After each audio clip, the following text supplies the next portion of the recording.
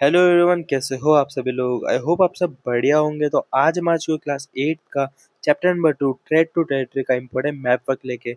और ये map work थोड़ा बहुत डिफरेंट है दूसरे मैप से, क्योंकि इस मैप वर्क में आपके किसी डायरेक्ट लोकेशन को नहीं पूछा जाएगा। ठीक है, आपके पूछा जा सकता है जैसे कि किसी एरिया को लेकर या फिर किसी टेरिटरी को लेकर कि वो टेरिटरी मतलब ब्रिटिश रूल के अंदर थी या नहीं थी। ठीक है, तो सबसे पहले तो आपको बताता हूँ इस चैप्टर के अंदर से आपके एक ही इंपॉर्टेंट चीज़ है, वो है expansion of British territorial power in India. ठीक है, तो इस बार अपन 1857 का इसमें पढ़ रहे हैं। ठीक है, तो 1857 तक ब्रिटिश रूल ने अपने इंडिया में कहाँ कहाँ तक अपनी टेरिटरी फैला दी थी।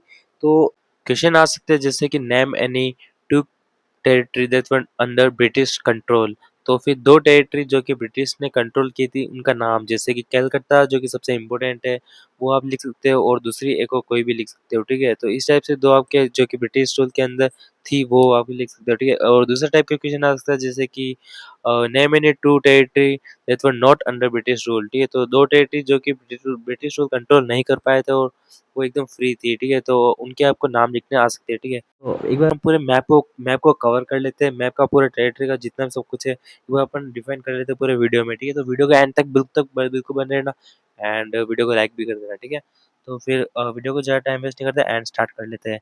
तो सबसे पहले आपको बता देता हूँ कि जो कि सबसे पहली इम्पोर्टेंस लोकेशन वो है कलकत्ता। ठीक है, कलकत्ता जैसा कि आप यहाँ पर देख सकते हैं, ये जो एरिया था वो कलकत्ता था। ठीक है, एंड ब्रिटिशर्स ने यहाँ पर अपनी टेरिटरी सबसे पहले यहाँ पर स्टार्ट की थी, क्योंकि वो उन्होंने जो टेरिटरी यहाँ से लेना स्टार्ट किया था वो जस्ट स्टार्ट किया था ट्रेड से लेकर। उन्होंने सबसे पहले छोटा छोटा ट्रेड यहाँ पर स्टार्ट किया था, उससे सब कुछ कंट्रोल किया। ठीक है, तो कलकत्ता सबसे इम्पोर्टेंट लोकेशन है जो कि ब्रिटिश कंट्रोल के अंदर थी। ठीक है, और मैं अभी आपको एक बार आपको फिर से बता देता हूँ कि जो व्हाइट व्हाइट लाइन में जो भी आपको ये सब दिख रहा है वो एरिया अंडर ब्रिटिश कंट्रोल था। ठीक है, एंड जो डार्क और ग्रे कलर का जो दिख रहा है वो area not under British rule था। ठीक है, तो यहाँ पर आप देख सकते हैं कलकत्ता जो कि व्हाइट व्हाइट में है वो पूरा ब्रिटिश के अंदर था। ठीक है, एंड जो सेकंड लोकेशन है वो है दिल्ली। ठीक है, दिल्ली यहाँ पर ऊपर की तरफ है, एंड वो भी ब्रिटिश के अंदर ही था। ठीक है, यहाँ पर व्हाइट एरिया में आप देख सकते हैं।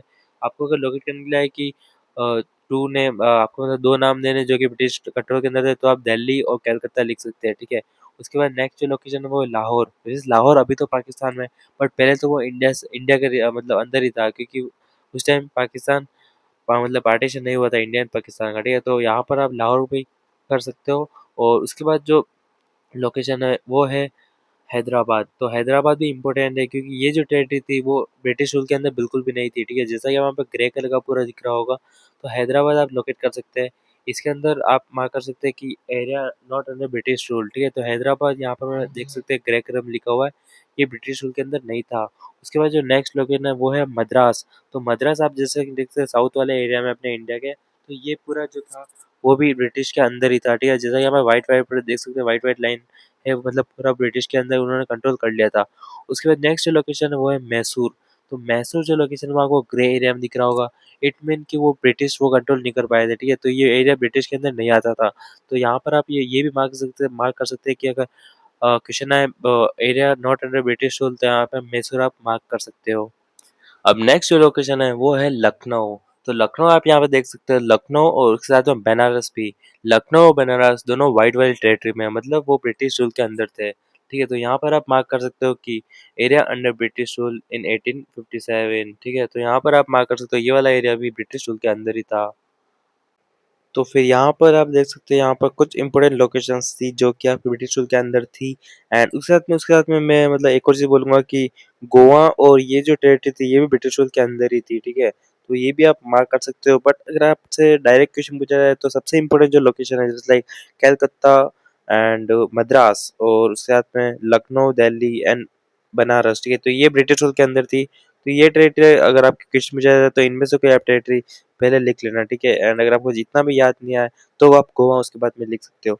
एंड उसके बाद में अगर जब आपसे पूछा जाए कि area not under British control, तो वहां पर आप लिख सकते हो हैदराबाद एंड मैसूर। ठीक है, एंड उसके बाद काठमांडू भी था, बट वो नेपाल की टेरिटरी में, तो उतना उसको नहीं गिनेंगे। ठीक है, तो आपका मद्रास और सॉरी नॉट मद्रास, हैदराबाद और मैसूर। ठीक है, मद्रास नहीं area, Madras area under British control था। ठीक है, तो आप हैदराबाद और मैसूर लिख सकते हो, जो कि आपके ब्रिटिश कंट्रोल के अंदर नहीं था, ठीक है?